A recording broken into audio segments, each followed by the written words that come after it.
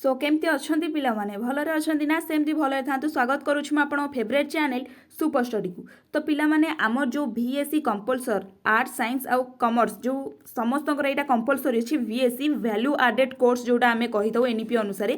तो ये VSC पिला माने कौन ना आम अलरेडी तार यूनिट 1 टाक टोटाली ऊपर कंप्लीट कर देचे। यूनिट 2 रो पिला माने आम 2टा चैप्टर कंप्लीट कर सारे। यूनिट 2 रे हमर कौन अच्छी रिसोर्स बा संबल अच्छी बुझेला संबल अच्छी तापर आम से संबलर जल संबल एवं अरण्य संबल ये दुईटा को फॉरेस्ट रिसर्च एवं वाटर रिसोर्स ये दुईटा को आम कंप्लीट कर सारे। आज कौन देखा कि खनिज संबल पिला माने मिनेराल रिसर्च कौन खनिज पिला माने खनिज संबल कौन कौन देला एठी देखंतु। खनिज पदार्थ आम जीवनर एक अपरिहार्य अंश। छोटिया पिन ठारू आरंभ करी उच्च अट्टालिका और विशाल जल जहाज पर्यंत आमे व्यवहार करुवा प्राय समस्त वस्तु खनिज पदार्थ ही तैयारी। रेल धारणा पिचु रास्ता देन कल कारखाना हाथ तैयारी चाष उपकरण मध्य खनिज पदार्थ तैयारी होते। निहाती भाव में आम किसी भी जिनस पिला माने व्यवहार करछुना सबु जिनस ही खनिज पदार्थ तैयारी होउची। देन आसला खनिज कौन पिला माने कौन देला एठी ना प्राकृतिक प्रक्रिया रे संगठित एक निर्दिष्ट रासायनिक एवं आणविक कौन हैला ना रासायनिक माने रासायनिक प्रक्रिया रे भी से गठित होथिबो एवं आणविक प्रक्रिया रे मध्य गठित होइथिबो ताहाकु ही आमे खनिज कही था। खनिज पदार्थ गुड़िक कठिनतम हीरा ठारू आरंभ करी कोमल टाल्क पर्यंत टाल्क रूप में थाए। ये दुईटा पिला माने सर्ट क्वेश्चन निहाती आसीपर कि कौन ना कठिनतम खनिज पदार्थ किए ना हीरा आउ कोमल सबुठारु कोमल बा तरल हीरा किए रहिला ना टाल्क बुझेला। तापर खनिज पदार्थ एक प्राकृतिक अजैविक वस्तु। खनिज पदार्थ कौन ना गोटे प्राकृतिक आउ अजैविक वस्तु एगुड़िकर एक रासायनिक और आणविक गठन थाए। यह एक बा एकाधिक मौलिक उपादान रे गठित होता है। आमे प्रत्यह आवश्यक करुथिबा पौष्टिकर खनिज पदार्थर मात्रा 0.3% प्रतिशत हेले हे यह व्यतीत आमे अवशिष्ट 99.7%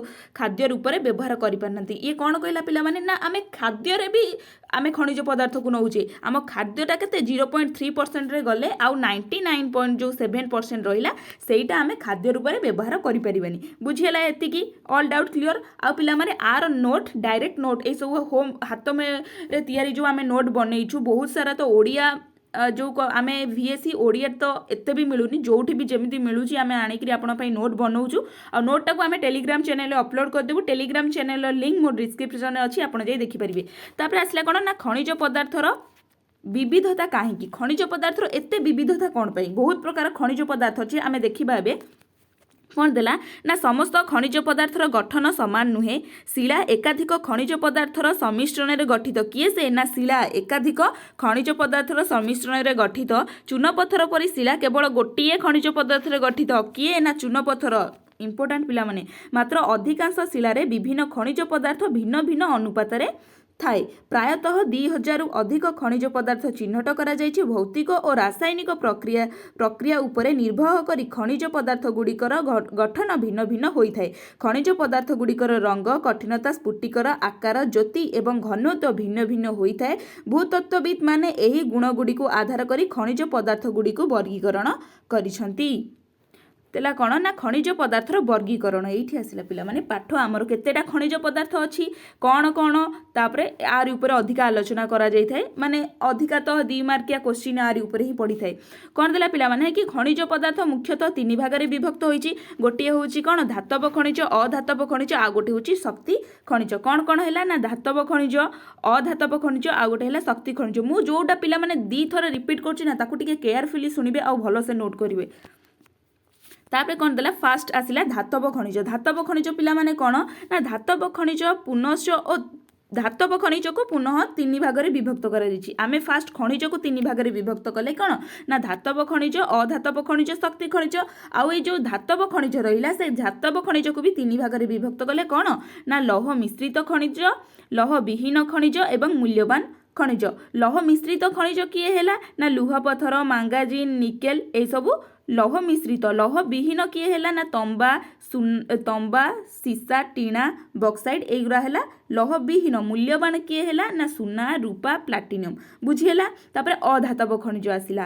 ଅଧାତବ ଖଣିଜ ହେଉଛି ଅଭ୍ର ଲବଣ ପଟାସ ସଲଫର ଗ୍ରାନାଇନ୍ ଚୂନପଥର ଏଇସବୁ କ'ଣ ହେଲା ନା ଅଧାତବ ଖଣିଜ। ତାପରେ ଶକ୍ତି ଖଣିଜ କିଏ ହେଲା ନା ଶକ୍ତି ଖଣିଜ ଗୁଡ଼ିକ ହେଲା କୋଇଲା ପେଟ୍ରୋଲିୟମ ପ୍ରାକୃତିକ ଗ୍ୟାସ ଇତ୍ୟାଦି ଏଇସବୁ ହେଲା ଶକ୍ତି ଖଣିଜ। ବୁଝିହେଲା ଖଣିଜକୁ କେତେ ଭାଗରେ ବିଭକ୍ତ କରାଗଲା କ'ଣ କ'ଣ ସେଇ ସବୁ ବୁଝିହେଲା ପିଲାମାନେ। ତାପରେ ଆସିଲା ପିଲାମାନେ ଏଠି କ'ଣ ନା ଖଣିଜ ପଦାର୍ଥର ଆବଣ୍ଟନ ଡିଷ୍ଟ୍ରିବ୍ୟୁସନ୍ ଅଫ୍ ମିନେରାଲ୍ସ କ'ଣ ଦେଲା ନା ଆମ ଦେଶରେ ବିଭିନ୍ନ ପ୍ରକାରର ଖଣିଜ ବହୁଳ ପରିମାଣରେ ଗଚ୍ଛିତ ଥିଲେ ଏଗୁଡ଼ିକର ଆବଣ୍ଟନ ଅସମାନ ଭାବରେ ହୋଇଥାଏ। ଆମ ଦେଶରେ ଉପଦ୍ୱୀପୀୟ ଶିଳାରେ କୋଇଲା ଓ ଅଭ୍ର ଆଦି ଅଧାତବ ଖଣିଜ ଓ ଅନ୍ୟାନ୍ୟ ଧାତବ ଖଣିଜ ପ୍ରଚୁର ପରିମାଣରେ ଥାଏ। କେଉଁଠି ଥାଏ ପିଲାମାନେ ଆମ ଦେଶରେ ଉପଦ୍ୱୀପୀୟ ଶିଳାରେ ବୁଝିଲା। ଉପଦ୍ୱୀପୀୟ ପୂର୍ବ ଓ ପଶ୍ଚିମ ପାର୍ଶ୍ୱରେ ସମତଳ ଭୂମି ଗୁଜୁରାଟ ଏବଂ ଆସାମରେ ଅବକ୍ଷିପ୍ତ ଶିଳାରେ ଅଧିକ ପରିମାଣରେ ପେଟ୍ରୋଲିୟମ ରହିଥାଏ। ରାଜସ୍ଥାନରେ ଅନେକ ଲୌହ ବିହୀନ ଖଣିଜ ଥାଏ। ରାଜସ୍ଥାନରେ କ'ଣ ଥାଏ ନା ଲୌହ ବିହୀନ ଖଣିଜ କେଉଁଠି ମିଳେ ନା ରାଜସ୍ଥାନରେ ମିଳେ। କିନ୍ତୁ ଉତ୍ତର ଭାରତରେ ସମତଳ ଭୂମିରେ ଆଦୌ ଖଣିଜ ଦେଖାଯାଇ ନଥାଏ। ଆସିଲା ଫାଷ୍ଟ କ'ଣ ନା ଲୁହାପଥର। ଲୁହାପଥର ପିଲାମାନେ କ'ଣ ହେଲା ନା ଶିଳ୍ପ ବିକାଶର ମେରୁଦଣ୍ଡ ଭାବରେ ବିବେଚିତ ଲୁହାପଥର ଭାରତରେ ପ୍ରଚୁର ପରିମାଣରେ ଉପଲବ୍ଧ ହୋଇଥାଏ। ମାଗ୍ନେଟାଇଟ୍ ଅତି ଉନ୍ନତ ମାନର ଲୌହପିଣ୍ଡ କିଏ ସେ ଉନ୍ନତ ମାନର ଲୌହପିଣ୍ଡ କିଏ ନା ମାଗ୍ନେଟାଇଟ୍।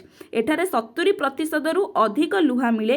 ଉତ୍କୃଷ୍ଟ ଚୁମ୍ବକୀୟ ଗୁଣ ଯୋଗୁଁ ଏହାକୁ ବିଦ୍ୟୁତ ଶିଳ୍ପରେ ନିୟୋଜିତ କରାଯାଇଥାଏ। କାହାକୁ ନା ଯେଉଁ ମାଗ୍ନେଟାଇଟ୍ର ଉତ୍କୃଷ୍ଟ ଅଧିକ ପରିମାଣରେ ଚୁମ୍ବକୀୟ ଗୁଣ ଥିବାରୁ ତାକୁ ବିଦ୍ୟୁତ ଶିଳ୍ପରେ ନିୟୋଜିତ କରାଯାଇଥାଏ। ତାପରେ ଆସିଲା କ'ଣ ନା ହେମାଟାଇଟ୍। ହେମାଟାଇଟ୍ କ'ଣ ଦେଲା ହେମାଟାଇଟ୍ ଖଣିଜ ପିଣ୍ଡ ଶିଳ୍ପ କ୍ଷେତ୍ରରେ ଅଧିକ ବିନିଯୋଗ ହୁଏ। ଏଥିରେ 50ରୁ 60% ଲୌହ ଥାଏ। ଭାରତରେ ଲୁହାପଥର ଉତ୍ପାଦନରେ ଓଡ଼ିଶା ହେଉଛି ଫାଷ୍ଟ ପିଲାମାନେ। ବହୁତ ଟାଇମ୍ ଯେଉଁଠି ଓଡ଼ିଶା ଲେଖା ହେଇଥିବ ସେଇଟା ଟିକେ ଅଧିକା ଫୋକସ୍ କରିବେ କାରଣ ଆମେ ତ ଓଡ଼ିଶା ନା। ଓଡ଼ିଶାରେ 34% କର୍ଣ୍ଣାଟକ 22 ଏଟା ଏତେ ଇମ୍ପୋର୍ଟାଣ୍ଟ ନାହିଁ ବାସ୍ ଆପଣ ଯଦି ଦେଖିଦେଇଥିବେ ସର୍ଟ କୋଶ୍ଚିନ୍ ପଡ଼ିଲା ତ ପଡ଼ିଲା। ଦେନ୍ ଭାରତର ମୁଖ୍ୟ ଲୌହପଥର ବଳୟ କୋଉଠି ରହିଲା ଓଡ଼ିଶା ଝାଡ଼ଖଣ୍ଡ ଅଞ୍ଚଳର ଏଇଟା ଟିକେ ମିଷ୍ଟେକ୍ ଅଛି ପିଲାମାନେ। এইটা টিকে লাইনটা এইটা দেখ ওড়িশার সুন্দরগড় জেলার কোইডা বরসুয়া কেন্দুঝর জেলার যোড়া ঠাকুরাণী এবং বাঁশপাণী খনিজরে উচ্চমানর লৌহপথর মিলিଥାଏ। ঝাড়খণ্ড সিংহভূমি জেলার লিটিরিয়া গুয়া ଓ ନୂଆମୁଣ୍ଡି ଖଣିଜରୁ ହେମାଟାଇଟ୍ ଲୁହାପଥର ଉତ୍ତୋଳନ କରାଯାଇଥାଏ। ଦୁର୍ଗବସ୍ତର ଚନ୍ଦ୍ରପୁର ଅଞ୍ଚଳରେ କ'ଣ ନା ଏହି ବଳୟ ଛତିଶଗଡ଼ ଏବଂ ମହାରାଷ୍ଟ୍ରରେ ବିସ୍ତୃତ। ଛତିଶଗଡ଼ର ବସ୍ତୁର ଜିଲ୍ଲାରେ କୋଇଡ଼ିଆ ପାହାଡ଼ ଶ୍ରେଣୀରେ ଥିବା ପ୍ରାୟ 14ଟି ଖଣିଜରେ ଉଚ୍ଚମାନର ଉତ୍କୃଷ୍ଟ ଧରଣର ହେମାଟାଇଟ୍ ଲୁହାପଥର ଦେଖାଯାଇଥାଏ। ଏଇଟା ପିଲାମାନେ ଆପଣ ଦେଖିଦେବେ ହେଲା, ଏଇଟା ଆପଣ ଦେଖିଦେବେ। ତାପରେ ଆସିଲା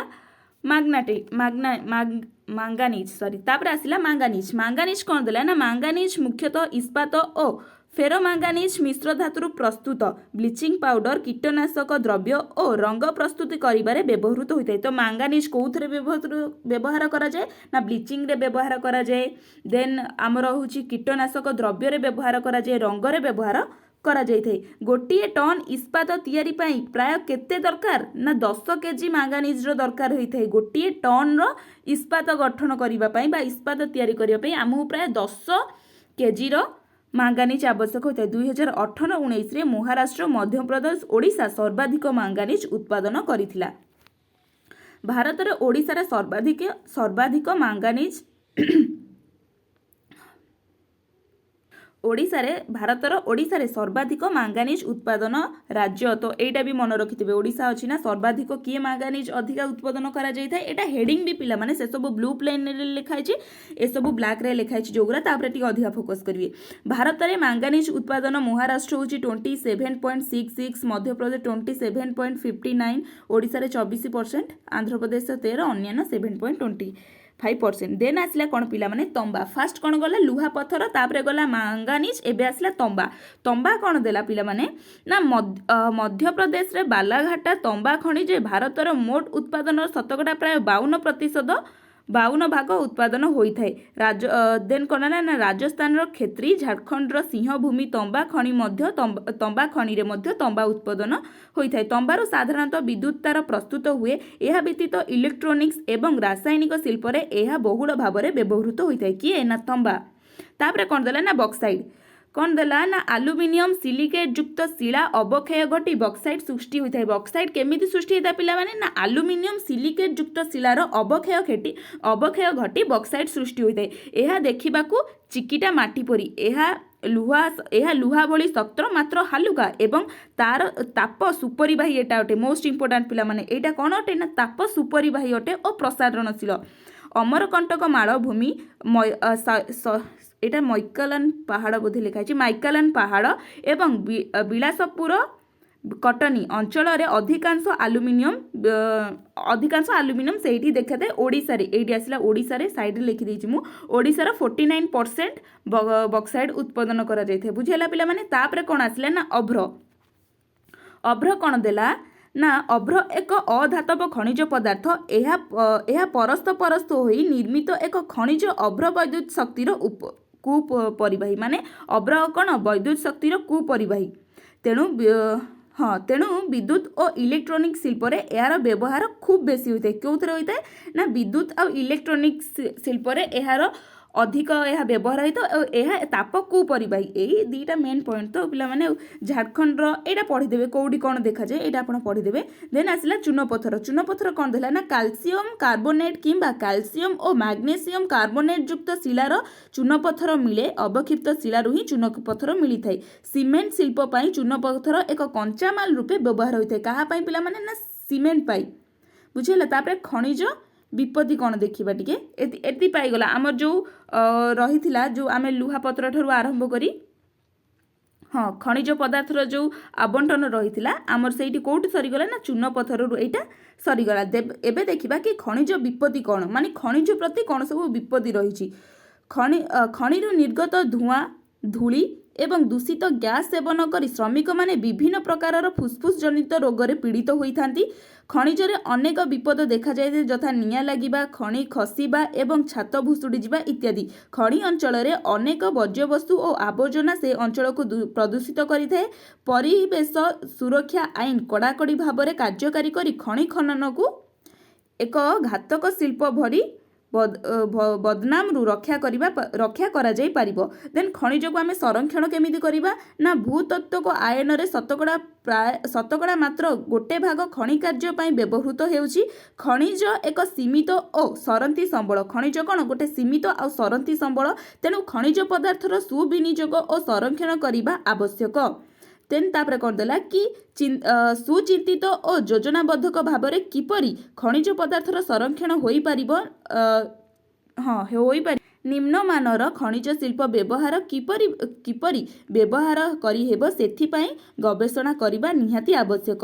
ଧାତୁର ପୁନଃଚକ୍ରଣ କ'ଣ ନା ଧାତୁର ଏଇ ଯେଉଁ ପୁନଃଚକ୍ରଣ ଭଙ୍ଗା ଟୁକୁରା ଧାତୁ ନିର୍ମିତ ଦ୍ରବ୍ୟ ଓ ବିକଳ୍ପ ସାଧନା ବ୍ୟବହାର କରି ଭବିଷ୍ୟତ ପାଇଁ ଖଣିଜ ସମ୍ବଳ ସଂରକ୍ଷଣ କରାଯାଇପାରିବ। ଭାରତର ଉଦାରୀକରଣ ଓ ଜଗତୀକରଣ ନୀତି ଲାଗୁ ହେବା ପରେ 2019ରେ ଏକ ନୂତନ ଖଣିଜ ଆଇନ ପ୍ରବର୍ତ୍ତନ କରାଗଲା। କେତେରେ ନା 2019ରେ ଏକ ନୂତନ ଆଇନ ପ୍ରବର୍ତ୍ତନ କରାଗଲା, ଯାହାଦ୍ୱାରା କି ଖଣିଜ ପଦାର୍ଥ ଉତ୍ତୋଳନ କରାଯିବା ପାଇଁ ଘରୋଇ ସଂସ୍ଥାକୁ ମଧ୍ୟ ସୁବିଧା ସୁଯୋଗ ଦିଆଗଲା। ମାନେ ଖଣିଜ କେବଳ ଏଠି ଗଭର୍ଣ୍ଣମେଣ୍ଟ କରିପାରିବନି, ଏଠି ଘରୋଇ ସଂସ୍ଥା ପ୍ରାଇଭେଟ ସଂସ୍ଥାକୁ ମଧ୍ୟ ଦିଆଗଲା। ବୁଝିଲା ପିଲାମାନେ। ଆମେ ଆଜି କ'ଣ ପଢ଼ିଲେ ନା ଖଣିଜ ସମ୍ବଳ ପଢ଼ିଲେ। ଖଣିଜ ସମ୍ବଳର କ'ଣ ତା ଡେଫିନେସନ୍ ଦେଖିଲେ। ଖଣିଜ ସମ୍ବଳର ପ୍ରକାରଭେଦ ବା ବିବିଧୀକରଣ ଦେଖିଲେ। ଖଣିଜ ସମ୍ବଳ କେତେ ଯେଉଁ ଧାତବ ଖଣିଜ ଅଧାତବ ଖଣିଜ ତାର ବର୍ଗୀକରଣ ଦେଖିଲେ। ଖଣିଜ ସମ୍ବଳ ଯେଉଁ ଆମର ରହିଲା ତାର କ'ଣ ରହିଲା ଖଣିଜ ସମ୍ବଳର ବିଭିନ୍ନ ଆବଣ୍ଟନ ମାନେ କେତେ ଭାଗରେ ସେ ବିଭକ୍ତ ହେଇଛି। ମେନ୍ ଲୁହାପଥର ଚୂନପଥର ହେଇଗଲା ତାକୁ ବି ମଧ୍ୟ ଦେଖିଲେ। ତ ଆଶା କରୁଛି ଭିଡ଼ିଓଟି ଆପଣଙ୍କ ପାଇଁ ବହୁତ ହେଲ୍ପଫୁଲ୍ ହେଇଥିବ। ଯଦି ବି ହେଲ୍ପଫୁଲ୍ ହେଇଛି ତାହେଲେ ଲାଇକ୍ କମେଣ୍ଟ ସେୟାର କରନ୍ତୁ। ଆଉ ଆପଣଙ୍କର ଛୋଟିଆ ଲାଇକ୍ ଆମକୁ ବହୁତ ମୋଟିଭେସନ୍ ପ୍ରୋଭାଇଡ଼ କରେ। ରହିଲି ନମସ୍କାର, ଜୟ ଜଗନ୍ନାଥ। ଆଉ ଆର ନୋଟ୍ ମୁଁ ଟେଲିଗ୍ରାମରେ ଅପଲୋଡ଼ କରିଦେବି। ଟେଲିଗ୍ରାମର ଲିଙ୍କ୍ ମୋ ଡିସ୍କ୍ରିପ୍ସନରେ ଅଛି। ରହିଲି ପିଲାମାନେ।